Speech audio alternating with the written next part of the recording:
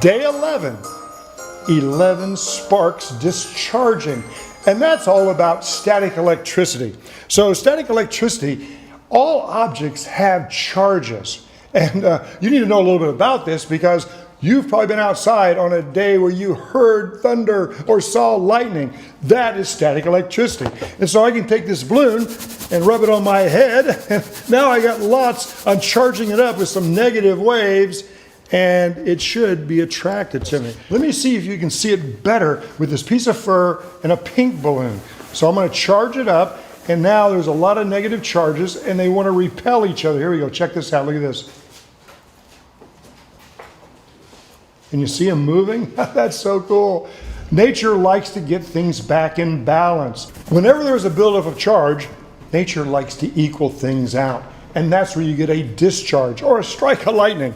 But I'll tell you, you can also try this with a tube like this. And if you charge it up, I am rubbing and I can almost hear little bitty lightning strikes. And it does the same thing with being attracted to this.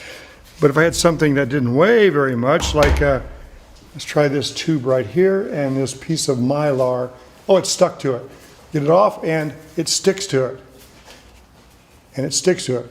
So in your dryer, you might use a dryer sheet, which is a piece of cloth that has oil in it. And when it gets warm, it puts that oil up into the dryer to pull out those little charges so your clothes don't stick together.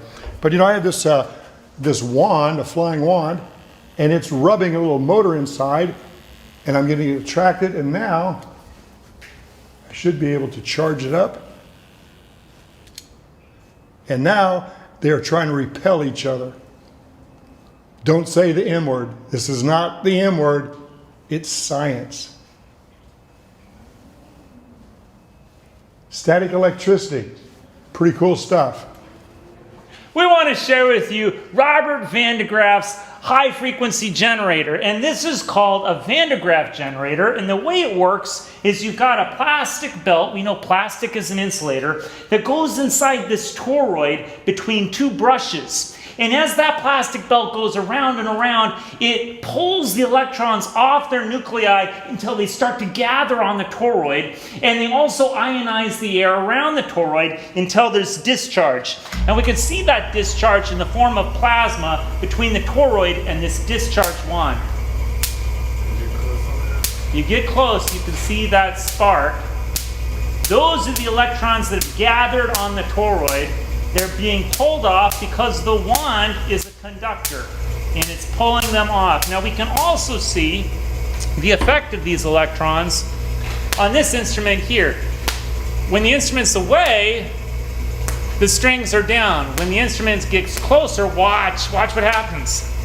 They're pulled toward the toroid until it discharges. When it discharges, then they go down. Isn't that amazing? You can also put this instrument right on the top of the toroid, like this, and you can tape it down to kind of hold it in place. And now you can see again the strings are down, but when enough electrons collect on the toroid, they'll start to discharge and the strings will come up. Check it out. They're rising. Isn't that amazing? Robert van de Graaff, an American physicist born in Alabama in 1901. Here's his generator. Absolutely amazing. Now let's find out if we have a human put her hand on the toroid, what happens with all those electrons. This is Mrs. Kempers. She is standing on an insulator to keep her from being grounded. Her hand is on the toroid. I'm going to turn on the generator. Look what happens to her hair. Now, Mrs. Kempers, do you feel any shock at all right now? Not yet. That's because she's standing on an insulator. She's not grounded. That's really important for safety. She's standing on a plastic box. We can start to see her hairs are starting to, oh, even on her arms they're starting to stand on end. Amazing.